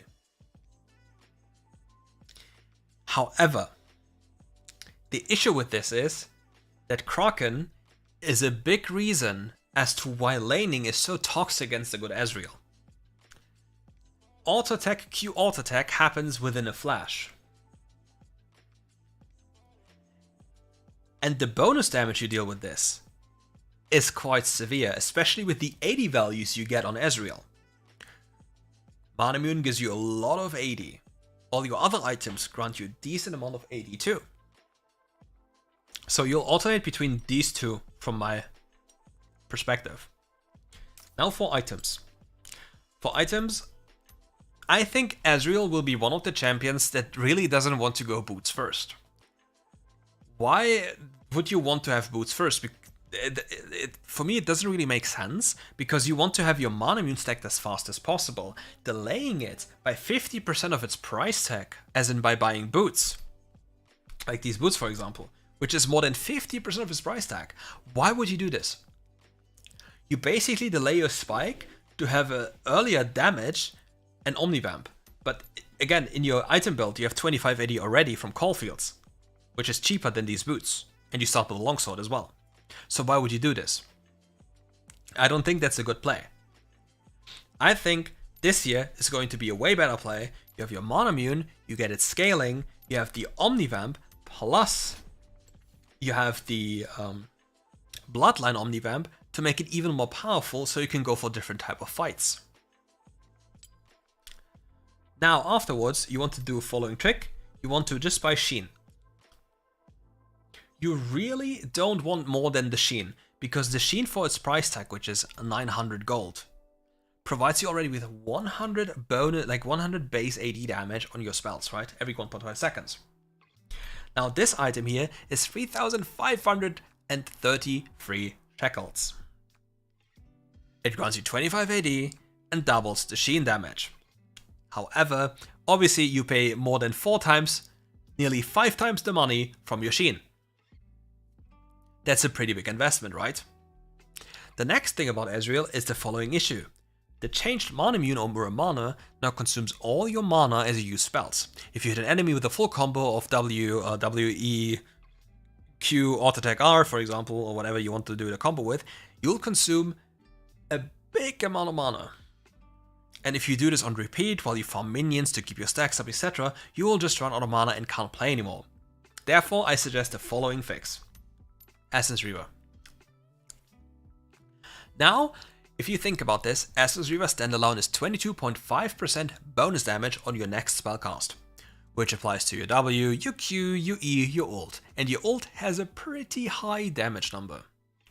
With that in mind, if you pay attention to how your Essence Reaver is available or not, you will deal so much bonus damage on just initiating a fight with ult. Plus, you obviously don't run out of mana anymore. Quite cool. After this, you can make a decision. Do you want to complete your Trinity Force? Or does the enemy team force you to have Serylda? Because now with the bonus sources of Omnivamp, you are not forced, from my perspective, to go for Riftmaker instantaneously.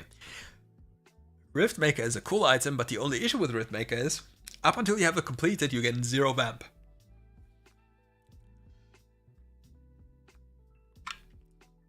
And then life is terrible. So now you have your Manamune, your Gluttonous Grease, your Sheen, your Essence Reaver to make sure you never run out of mana, plus have bonus damage on spells. Then you have the Armor Pen to make sure that your auto attacks hit even harder, plus additional haste, which is quite nice. And now you can think about, okay, Riftmaker. The secret of Riftmaker is the following.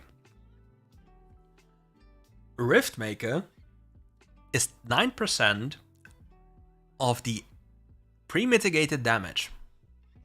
I'll tell you a thing about like a blade that is actually a meme, and the reason why you should probably not build Blade of the Ruin King. Riftmaker is 9% of the pre-mitigated damage. So for example, if you deal 1000 damage and the enemy has 100 armor, and you have 0 pen, right? You only deal 500 damage. 9% of 500 are 45 damage. However, in the system, as you would have dealt 1000 damage, the Riftmaker will deal 9% of the 1000 damage, which then is 90 damage. So as you deal only 500 damage with your spell, as the number is shown on your display, your Riftmaker will deal 90.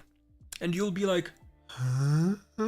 How is it even possible? And that's something people just don't know about Riftmaker.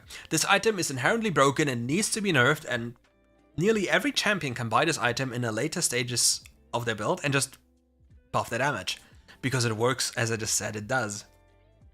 And life becomes substantially easier with more vamp. And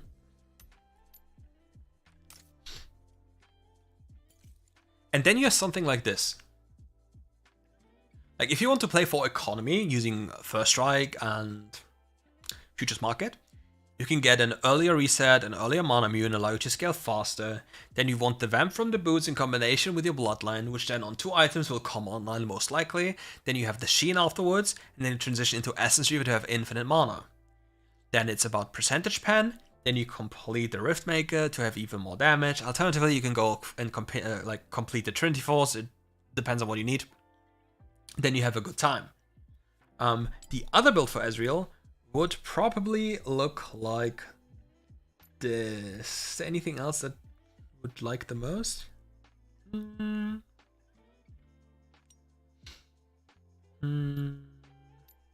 I still think this rune is probably the best, honestly, but it needs some testing. You would just go for something like this, right? Like for the typical Kraken setup.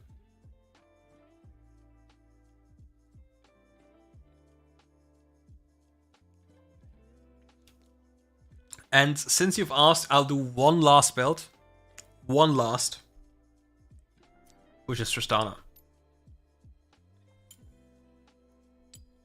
And then my voice is done. I need it for the upcoming days, so I can't do too much. On Pantheon, just go Conqueror. Go Sudden Impact somewhere. Go Yuma's Ghostblade. Maybe you rush Armor Pen Boots and you just kill people. Like, follow these lines and you'll have a great time, honestly. Tristana. Okay. Tristana will most likely go for this.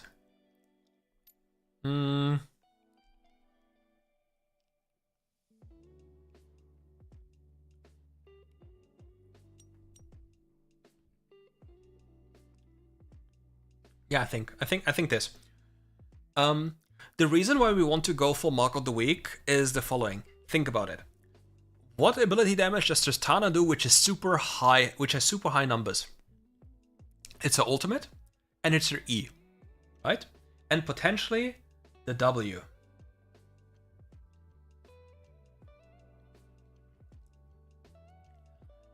With this, you'll deal 4 to 7% increased damage on, for example, your W as you jump in, on your E, and on your ult.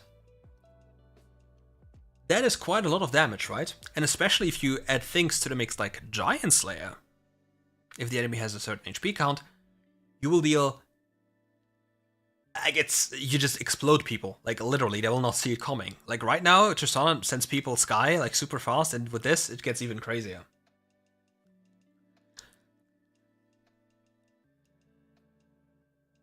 Now we need to go for items. Okay,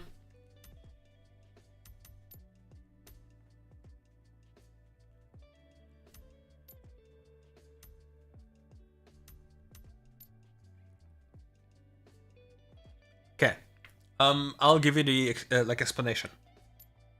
AD carries need movement, right? They need movement and damage. Tristana's damage isn't really locked behind early AD. It's more about getting all the stacks of your bomb on the enemy and then sending them to Narnia. So getting an early spike with attack speed that is relatively cheap is the play. And here's the secret. I'll make it easier. Okay, I'll make it easier to follow.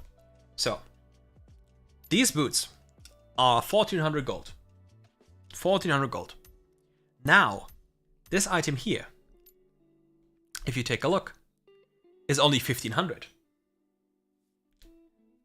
So 1500 plus 1400 is 2900. That's very cheap. This grants you 15 AD. This grants you 40 AD. 55 AD. Which item has 55 AD? Oh well. Surprise, it's Infinity Edge. You have Infinity Edge's AD plus the bonus attack speed of a Zeal item before you even complete a full item.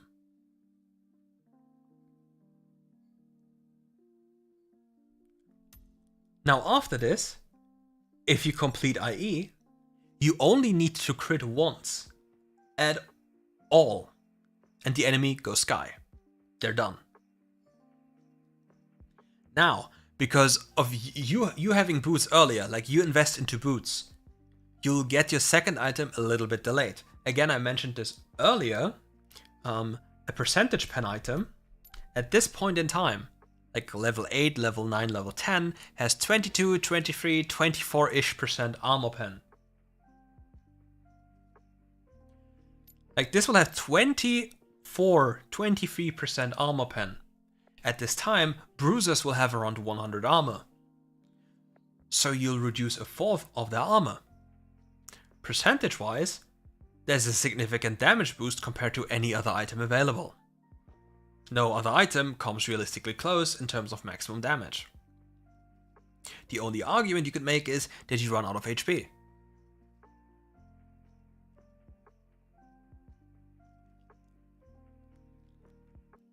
With this in mind, you can go for an item after this that is Nabori. And to make yourself a little bit tankier, you would go for Shield Bow, and your last item, for example, GA. So now this is the first idea. This is the first build. Okay? Let's add an enchantment. Okay. This is the first idea. But there's another one which functions differently. And I'll show you. Okay. So we removed the ideas we had before, and now we add a new one. On your very first item, as Infinity Edge doesn't interact with your spell crit damage, instead of Infinity Edge for your first item, you can go for Essence Reaper as your first item. Because it would increase the damage of your bomb already by 22.5% damage, and it will help you as you go towards Navori to not run out of mana. However, I don't really advise this build, as it doesn't really do too much compared to IE, right? Because you're losing AD. You're literally losing AD, which then will make up for the damage. Because the money you spend here on that item, and you don't get anything, right? You spend 3,000, 3,000, what is it called? 3,050 gold for the AD of a 1500 gold item. Now with that in mind here, you will go for this, then you would go for this, and now you have an issue. Yeah? You have an issue. Because how are you building Navori without literally gimping your build? Now you have Navori, but where is your sustain outside of Bloodline? And where is your like survivability because you don't have shield bow? So now you're forced to build a 5th item with crit, which in this instance would be shield bow.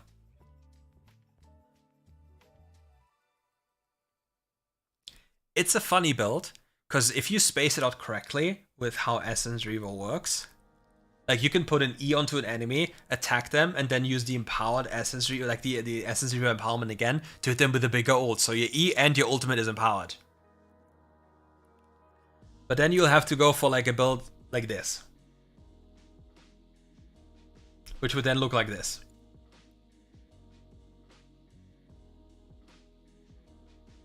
It's an option. I don't think it's a good one, but it's something you can do if you want to have some fun. Because honestly speaking, Tristana, once you get to level 5, will kill you regardless.